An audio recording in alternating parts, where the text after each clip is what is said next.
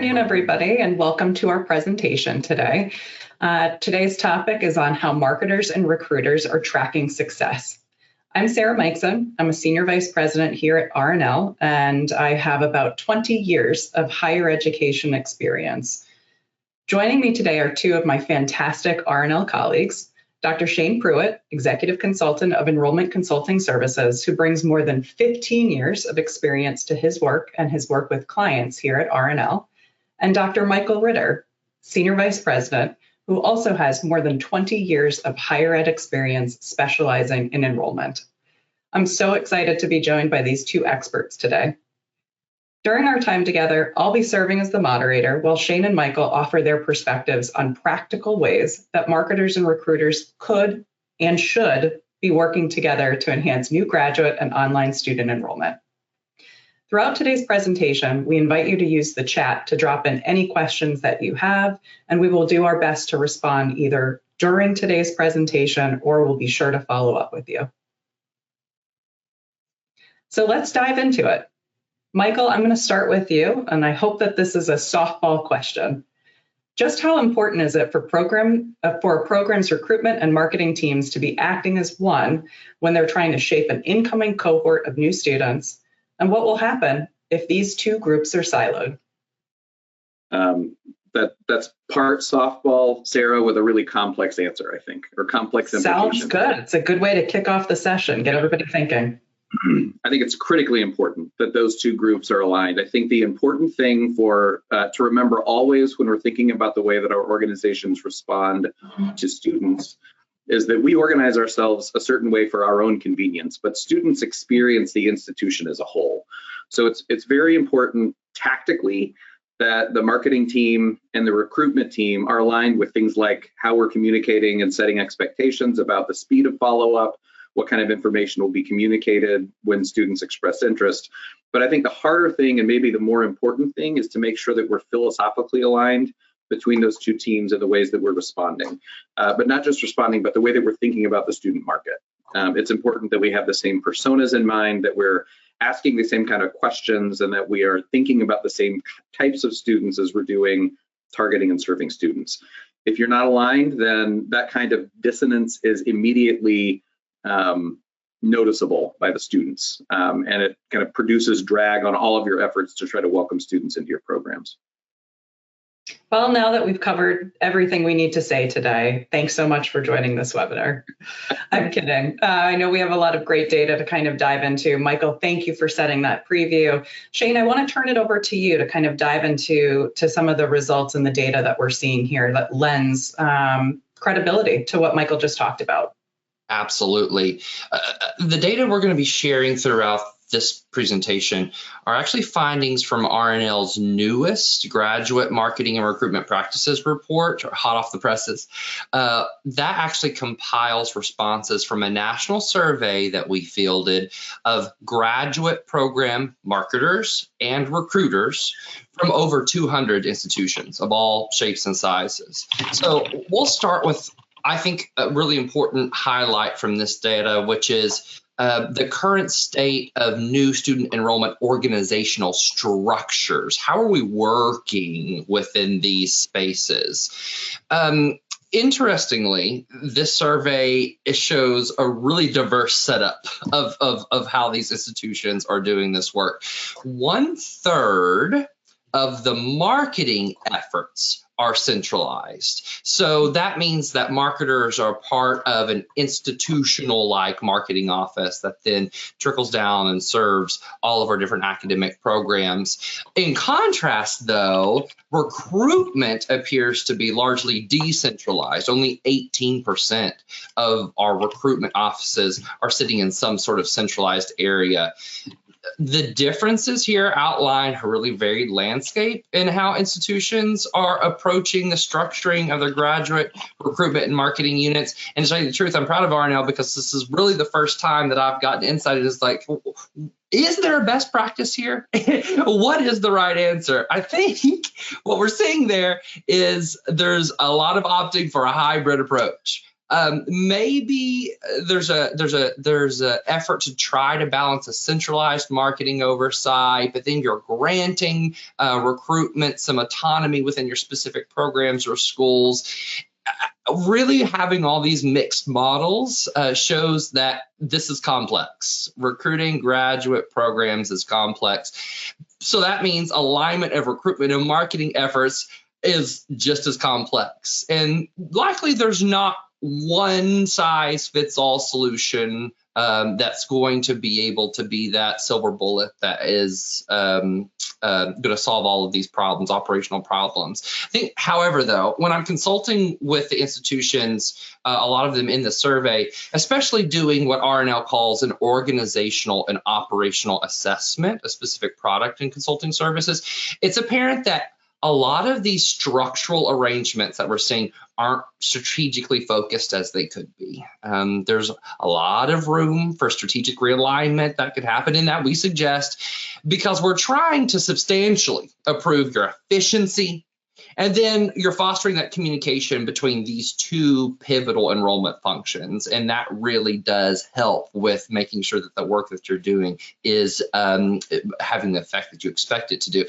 A trend that I'm seeing here lately is that the more centralized your structures are all around, when you think about your operational processes of marketing recruitment, you ultimately are leading to more effective prospect engagement strategies. So in practice, this means there's going to be an easier time leveraging that centralized data that you've committed to look at together, you're analyzing together, and that really helps to inform your recruitment efforts and your marketing efforts, making sure that those messages are aligned to those recruitment goals, that seamless collaboration across departments to really improve, just like Michael, you mentioned, improving that student journey, what they perceive and what they're actually experiencing with us, from lead to the time that they enroll. So when we asked about that student journey, we wanted to know where recruiters feel like that they seem to struggle most in moving those students down the funnel. The data here reveals a lot of challenges, maybe not surprisingly to a lot of you here on this presentation, at the very top of the funnel, with over half of our recruiters reporting difficulties in generating that initial interest. Almost that same number are then finding it very difficult to move inquiries to that application stage, to press the submit button on that application. And we know how crucial that these stages, especially at the top, are super foundational for establishing that solid rapport that you have with that affinity of the institution, so that you can trust that they know what they're getting into, and that they're going to be able to stick with you through the first day of classes. So practically, there should be a lot of effort to more smartly employ a lot of the data-driven marketing tactics that we'll get into in our subsequent slides, to really refine those communication strategies, to build on those inquiries effectively and personalize those interactions so that we can convert those applicants down the funnel to our committed students. You can see that, though, actually, looking through this table, no part of the funnel is immune to difficulty. I think that really emphasizes, though, that importance, once again, of understanding how to address those issues that your future students are going to have from each of these stages to optimize those enrollment outcomes. And that's what recruiters, in a lot of ways, are relying on our marketing experts to help us understand. What are the struggles that these students are having, and how can we help communicate who we are and what we are for these students to help them stick with us. So Shane, it sounds like there's real synergy required to be effective for our student journeys. And when we maybe get into those silos, we're handicapping ourselves in some ways. That's kind of what when we were looking at the data, that's what we were talking about. Shane, also confirming more about these findings can be found in R&L's 2023 Graduate in Marketing and Recruitment Practices report. So that's the one that's fresh off the press that we're talking about today, and we encourage you to take a look at that report. If you don't already have a copy, please visit R&L's website to download your own copy. Throughout this presentation, we're going to be asking you to kind of pause and take stock of your own programs. We want to kind of give a moment for questions and reflection, starting with we're asking you to consider how collaborative the relationship is between the marketers and recruiters for your program. You can take a moment, think about it, jot a couple of notes down, or we welcome your feedback in today's chat.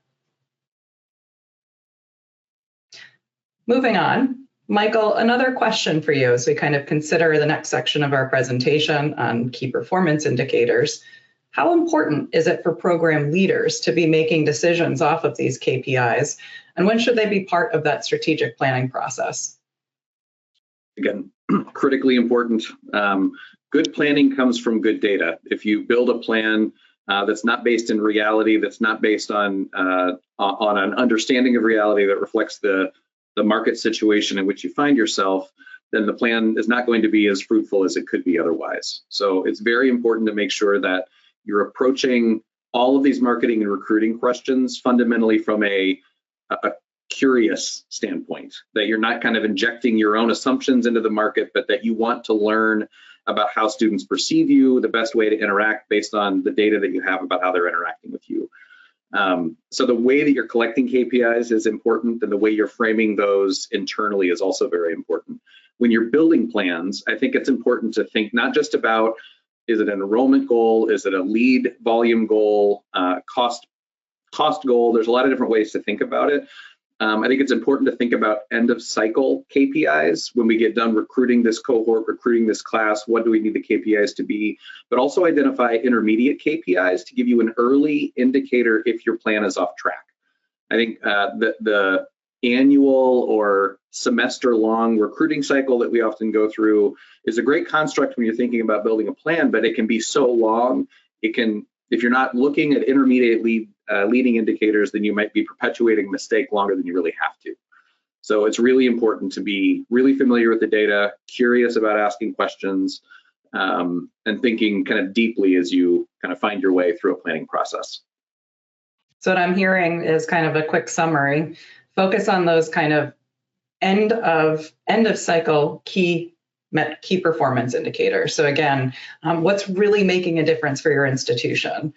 But don't leave out those kind of pathway ones, maybe the breadcrumbs to get there, to make sure that you're staying on track. That's right. Wonderful. Shane, I'm going to go to you again with some of our great research here to kind of unpack what Michael was talking about. Absolutely. Let's think about marketers first. So on that front, when our marketing respondents were offered a list of KPIs to choose from, and you can see them down the left-hand side of this table here, things like achieving those actual enrollment targets or obtaining a specific number of leads, our findings demonstrate a very clear priority across all institutional sizes on seeing that they have met those enrollment targets as a primary indicator of how well their marketing performs. By the way, as you look across the table, small institutions in the survey enrolled fewer than 500 students, mid-size 500 to 2,000, and large more than 2,000. So keeping that in mind, the data here reveal that there's a big blind spot in the assessment of a couple of really important factors, a couple of which Michael mentioned as those that provide a lot more color to your analysis too, which is two biggies: cost per lead and net revenue targets as well. This really forces us to reconsider our approach in planning for those in this admissions marketing side. It calls for more balanced focus on all these quantitative outcomes of our marketing efforts, encouraging that really integrated strategy that aligns your marketing tactics with your enrollment objectives, not just one or the other. It means not only aiming for those higher numbers, but ensuring that in those numbers, you have the bulk of your prospects who are engaged, they're qualified, they're going to be more likely than to convert into your enrolled students. So you're spending your time and effort on those high quality leads. But this is what we're seeing marketers struggle in, to help and take that proactive approach to help the recruitment friends, because they only have just north of 40% of marketers have any understanding of how their leads behave. That's at the very bottom table here. So there's very little visibility in how marketers know even what those prospects are doing, even though they might help bring them in at the beginning. So let's turn then to marketing, from marketing to our recruitment KPIs. And we see here in this table that 45% of institutions highlight that conversion rate analysis. Conversion rate analysis rates, we can think of inquiry to application rates or deposit to enroll rates, right? Those are the best way to measure the success of recruitment activities as our recruiter respondents said on the survey. But I want to pull your attention to the bottom of this chart where we see some of these smaller numbers. We see that return on investment, ROI measurement of those activities that our recruiters are doing received much less emphasis at only 4% here. However, we know that understanding your return on investment of these efforts that are happening in your territories are crucial for understanding the cost effectiveness of what to keep doing, which is important, but maybe even more important, what to stop doing. What to stop throwing money at, what to stop throwing effort at so that you can build more capacity to do the things that are working. So taking all these KPIs in total, I want to emphasize again how important it is to take that integrated approach, combine your data analysis, look at the other things in the middle of this table, student feedback, effective event management assessments to create that recruitment ecosystem. This activity, this activity is iterative activity that you do from cycle to cycle to cycle that becomes more efficient and more responsive to the needs and preferences of today's prospective student. So taking the ROI of how recruiters are doing their work offers those enrollment leaders that are making these decisions a way of recalibrating then what needs to be done to attract those qualified leads and convert them into enrolled students. And a lot of times that recalibration needs to happen often throughout your cycle. It's not set it and forget it. Shane, I think that was the thing that was most surprising to the three of us when we were looking at these results and kind of talking about this session is that lack of visibility in ROI. We will talk about this a little later in the session, but as somebody with 20 years of experience in higher education and working with hundreds of clients here at RNL, I've never had the privilege of working with somebody with an unlimited budget. So for anybody in the chat, if you have an unlimited budget, go ahead, raise your hand, tell us about it so the rest of us can be jealous about it. But sincerely, again, I think pause for reflection, pause for comments, pause for some activity in the chat. We're asking all of you, which KPIs are used most when you're assessing your new student enrollment efforts? And we'll take a beat to let you type into the chat.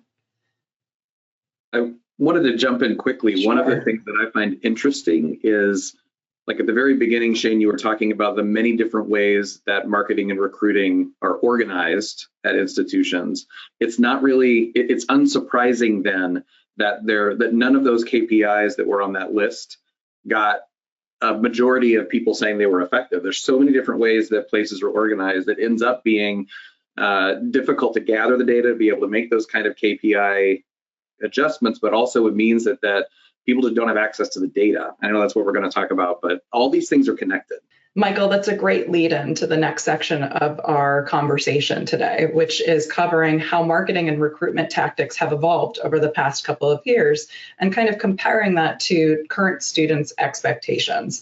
In some ways, we've let maybe our structural pieces linger, and that may not be as effective for how we're trying to measure our work, but also how we're trying to bring in today's students. So Michael, can you share a little bit about your thoughts here? Yeah, I think that tactics that we're deploying, that students are kind of asking for, are definitely evolving. I mean, to kind of feed off that word, students expect, because of the things that are happening just in the marketplace in general, they expect quick responses and they expect personal responses. So answering their specific questions. And so what we've thought about at RNL and what we've noticed among clients that are seeing a lot of success is organizing themselves around that and trying to make sure that leveraging technology, leveraging AI solutions to try to make sure that we're thinking about speed and effectiveness, and leveraging those tools to support the people that are doing that outreach, but also to use those tools in maybe new and innovative ways to try to reach students quickly and reach students intelligently. So those are a lot of the trends that we're seeing kind of in the tactical evolution. Absolutely. As somebody whose practice is more in our fundraising space, we talk about this frequently, that our alumni and friends, our current students, and frankly, our future students are very much shaped by external forces and external organizations on, how they expect to interact with institutions that we work with. For future students who are trained on the immediacy of Amazon or the personalization of Netflix, they expect the same from our institutions. So important to kind of consider that background and how we're engaging based on that external training. Shane, I'm going to turn it over to you. Tell us what the data says about this. Right. So once again, let's turn to our marketers. When they describe which channels are most effective for generating leads, that resulting data underlies what makes a marketing channel effective really varies by institution size, which to me was surprising. How different, how wide ranging these channels per institution size really showed up. So for instance, paid search ads, which is actually the third item down, are notably more effective for our large institutions. You see about a 41% perceived effectiveness rate. That's in comparison to 15% for our small institutions, a pretty wide gap. It could be that those larger institutions may already have their name more well known, that brand awareness, which really helps these results, and that plays into their hands. I mean, that makes sense then. On the other hand, though, let's not forget our small institutions and where they could compete well. Let's look now at those ads on consumer social media platforms. Things like Facebook. Those are really effective for our smaller institutions at 30%. That decreases as institution size increases. So we're seeing trends that reflect maybe that smaller institutions have to create that more personalized, that community-oriented engagement experience. And you can do that through social media, through direct messaging. More relational engagement pieces that you could do in social media really make sense as you're trying to introduce who you are when you may not be as well known, and then continue to try to prove your points, prove your value. And social media is a great weapon for our smaller institutions. Really, the finding here that sings most for me is search engine optimization. SEO for short. That really stands out as a consistently effective channel for you to put effort in, no matter your institution size. Really highlights that universal importance of visibility in search engines when your name pops to the top of page one. No matter in all the different ways that a prospect or someone who may be interested in a grad program is starting their search. I think we have to emphasize, everyone needs to emphasize that need for really strong online presence, really regardless of your institution size. And that does take effort, that does take money, that does take strategy, and that does take a planning to be able to do appropriately. And it's really going to be bespoke for every institution. What you say about yourself, even though it may be the same program as your competitor, you have different ways that we should be talking about it. So the key takeaway here is that institutions really must tailor their marketing tactics to their own specific context, their own resources, their own target demographics. Now that we've discussed, Michael, do you? Yeah, I wanted to throw in one thing about SEO specifically, Shane. And this is almost an aside, But I think that a lot of marketers and people in leadership over marketing think of SEO as an event, as a thing that they execute one time to kind of clean up the website, right? Or a web page or a specific set of web pages. The reality is that SEO is a conceptual framework that you need to use as a marketing and recruiting team to make sure that you are consistently evaluating the way that you are appearing in organic searches. And part of the reason that that tactic was helpful kind of across institution size is because it is helpful. And I think it needs to be something that's the central part of everybody's marketing plan, because you want to be able to capitalize on that interest that students are kind of bringing to you, so that when they're looking for your program name, looking for your institution name, or information about the program, they're finding you. And the landscape changes. What terms mean can change over time. An abbreviation that meant something last year means something completely different this year. And you need to make sure that you're monitoring those things so that you're evolving and you're changing and making tactical adjustments there. We should do another whole session about SEO sometime. Absolutely. We'll add that to our notes of our next follow-up session will be on that. No, we were talking about this again when we were reviewing the data, and I think the term was foundational. This is a foundational part of what you're doing. This is not a one-off, or as you said, kind of, let's look at this every so often, or somebody remembered we should check on these things. This is a consistent and foundational part of what you should be doing. The numbers coming from those marketers don't lie. Let's now look, though, at our recruiters. We'll shift to success rates of various recruitment events, really what we're doing, and those have really shifted. This data here results from our question of asking recruiters to compare event participation over the last 2 years, so after the era of the pandemic-ish. This will help us to start thinking about how to better align with those preferences and behaviors of that new type of shopper that we have now because of that era. So here's the trend that we're seeing. Virtual open houses, those virtual interview and meetings have seen a significant increase in success, with almost half of our institutions citing participation increases. What we're asking here is how many people actually showed up and how has it changed from year to year. This may not be surprising. The shift underscores that growing importance of the ways that we interact and engage digitally in the platforms that we have there in this recruitment process. And that trend has been accelerated by the pandemic. It's clear that era there shaped the way those prospective students want to connect with us, need to connect with us, expect to connect with us. Once again, there's not a one-size-fits-all approach. I don't want us to say that we should be throwing everything all virtual, but you can see here that there is effectiveness throughout a lot of different types of events.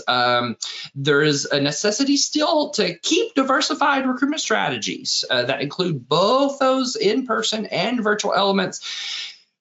When I'm on campus and we're optimizing how we spend our time, and when we ask faculty to show up, when we ask our financial aid partners to show up and help, we should be thinking about how engaging virtually, I think, offers an opportunity to reach a broader audience. As well, we're going to be offering more convenience and more accessibility, maybe for those populations that wouldn't be able or wouldn't think to come to campus, or don't have the time to come to campus, or have competing life events, right? That really enhances this recruitment experience. Offering something even virtual in tandem enhances that recruitment experience for almost any prospective student, no matter where they live.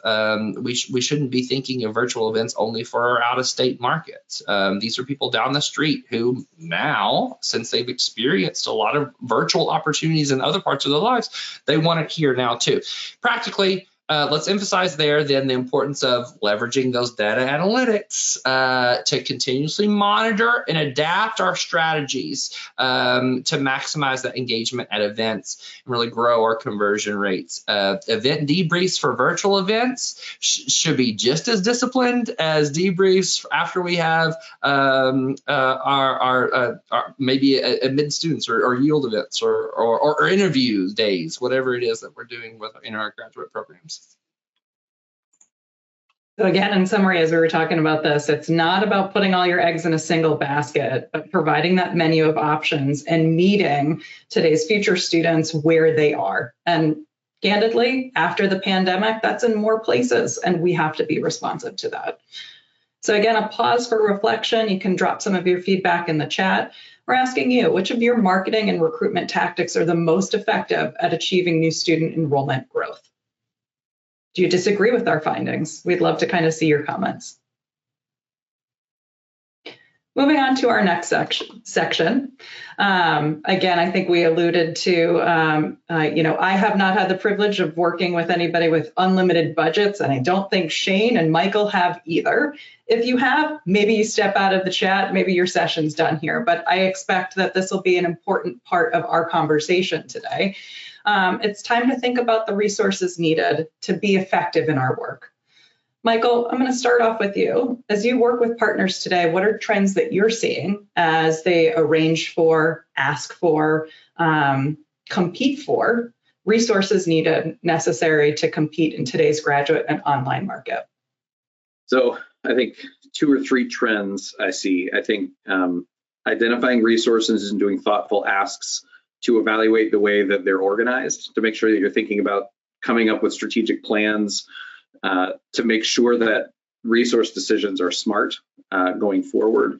Tactically, investing in getting in front of students quickly. So speed to lead tactics are critically important, and finding ways to invest in that to get information to the individuals that are going to do follow-up as quickly as possible. I mentioned earlier AI solutions. There are a lot of new things that are happening in this area that are providing new opportunities, but also new demands on resources, new and different ways that you can allocate resources.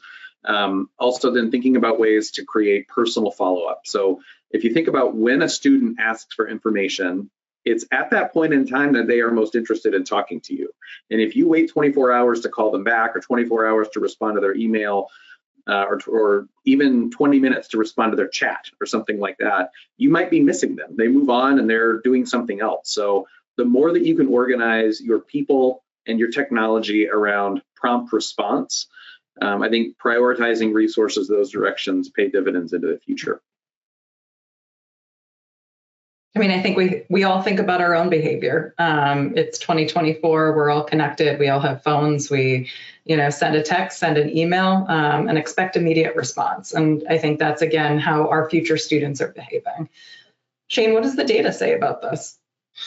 Right. So the last part of the data that we'll present really has to do with this financial budget building aspects of marketing and recruitment. So first, what budget is required?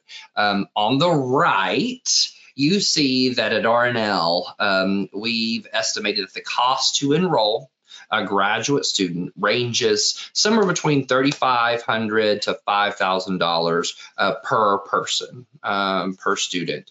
And now I've done that math for you, broken that down. The larger figures that you see to the left here, broken that down to really help find that current spending average across those 200 institutions that we included in our survey, and this is a combination of marketing and recruitment efforts.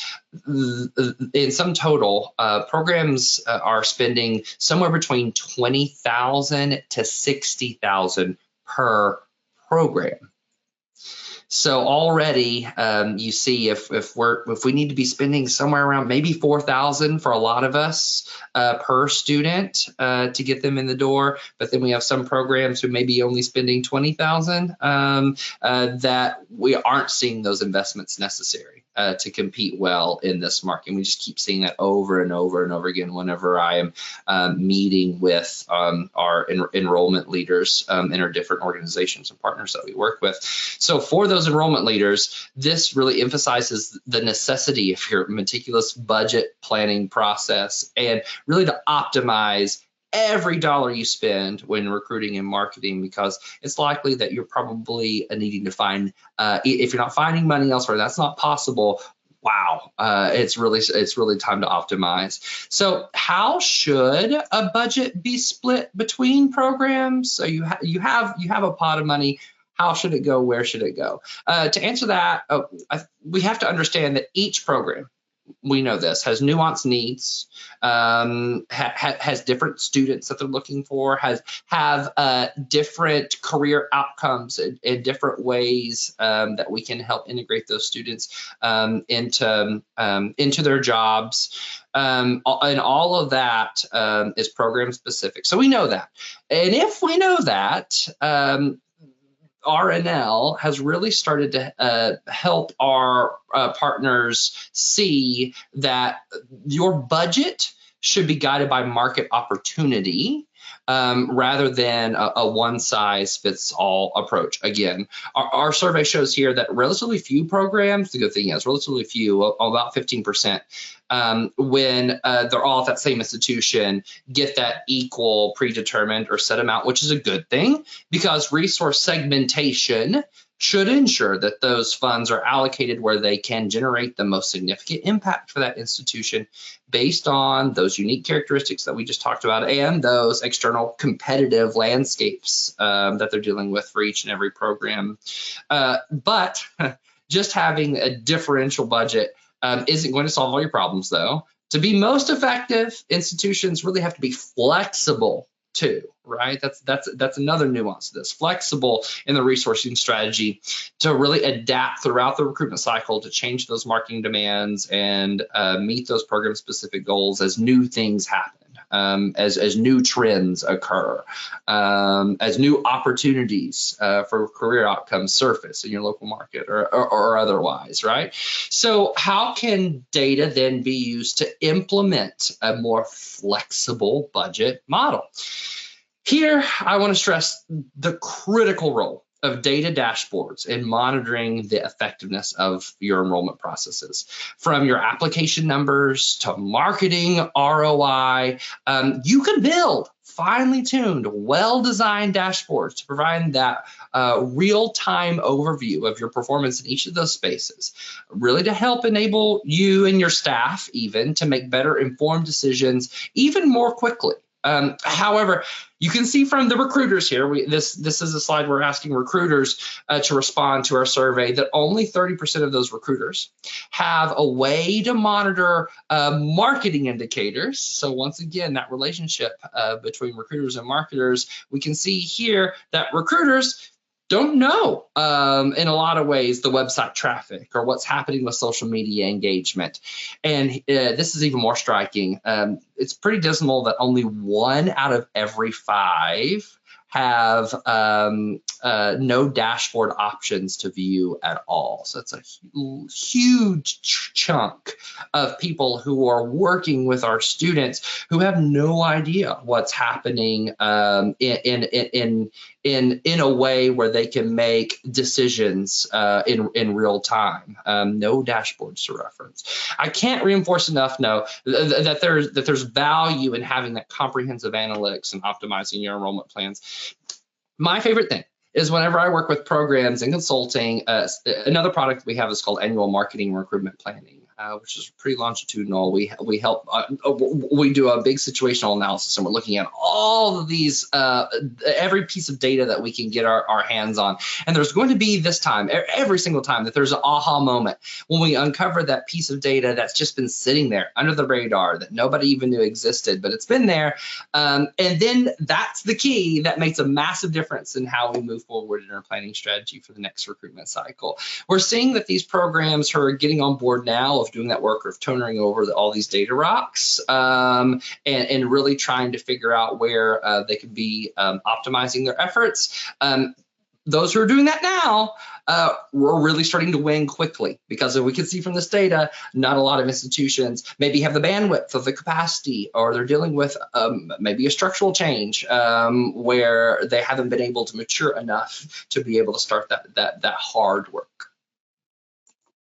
Yeah, Shane, when we were talking about the data, I think it was a little sobering for the three of us to realize how many partners don't have that visibility, but then also that competitive edge. When teams have that visibility to see the effectiveness and can make pivots and changes right away, we're seeing more success. So as we move through the next part of our presentation, we're going to ask you to consider kind of your own approach. How dynamic is your budgeting approach through the new student enrollment cycle? And if you have questions or comments, please drop them in the chat. But Michael, I'm going to turn it over to you. I know that this is something that RNL has a lot to offer for programs that might also be feeling a little sober after looking at that data. Can you walk us through how our partners are taking advantage of the RNL Envision enrollment management platform? Absolutely. And again, building off what Shane was talking about earlier, I think that collecting these metrics is critically important because you want to enable leadership on campus to be able to make smart pivots about where resources are being spent. So the next few slides, we'll spend the last couple of minutes talking about this kind of idea of full funnel reporting, especially in the graduate online space, and the way that we can link metrics together to make really good informed decisions about allocating resources and measuring effectiveness going forward. And this speaks to some of the things that we've been talking about the entire time. This is a snapshot of a client dashboard that we operate for some of our clients, for one of our clients here. And the point here is to note that we are collecting data through the entire marketing funnel. On the far left side, you'll see the clicks in campaigns that we're operating, turning into raw inquiries or RFI submissions, and then through the entire enrollment funnel. We talked about this again at multiple points, how it's important to connect not just the easy to measure marketing metrics that you get from digital platforms like a Facebook ad or a Google display campaign or even search campaign, but to see how that actually flows through your entire funnel. And not just at a category, but at the campaign level. So which campaign that you're operating is actually generating completed reviewable applications. So the first most important thing is to make sure that you're stitching together all that data in the background. You need to make friends with your quantitative, nerdy marketing colleagues that run all the stuff in the background of the website and in the CRM to make sure that you're stitching those things together. So the next slide is looking at individual performance by channel and recognizing that all leads are not the same. And so Shane made the note earlier that a lot of times we'll have access to maybe those top of funnel marketing metrics, but not how they're flowing through the entire application process. If you look at the line with the green box around it right now, for the individual campaign the program we're looking at now, Google paid search generated a lot of leads, but if you look over at the completed applicant number, it contributed a healthy number of completed applicants as well. As opposed to that first line, the Facebook, Instagram, thousands of prospective students entering the funnel there, but only 20 completed applicants. So you have to, if you're optimizing to just that lead metric, you will make unfortunate decisions about allocating resources in the future. The place where you're actually getting applicants, this place where you're actually affecting that enrollment number might not be the place where you're getting the cheapest leads at the top of the funnel. Speaking of cheap, it's also important to look at the investment that you're making by channel and evaluating there too. So the important thing here is to look at the channel names and then the cost per completed applicant. Unsurprisingly, the cost per completed applicant for that Google campaign, even though that's where you're spending the most money, is significantly less than that Facebook campaign that I was referencing earlier. So it's looking at all this data together to help you make smarter decisions. And sometimes when you're constrained, you might look to where you're getting cheap leads. And the problem is you might be throwing your resources after something that's not actually going to convert. We also want to look by the program. It's important to look not just at how Facebook or Google search is performing, but are there specific programs that are outperforming your average? More effective ways to invest by program. It's important to remember that students do a lot of searching at the program level. So this is a really important way to cut the data. And then also, I think the next slide looks at that cost information by program to understand that a little bit better too. So all of these are ways that you want to be looking at the data to make sure that you're making intelligent allocation decisions initially, but also really smart pivots as you're going through the recruitment process, moving resources to where they can be most effective.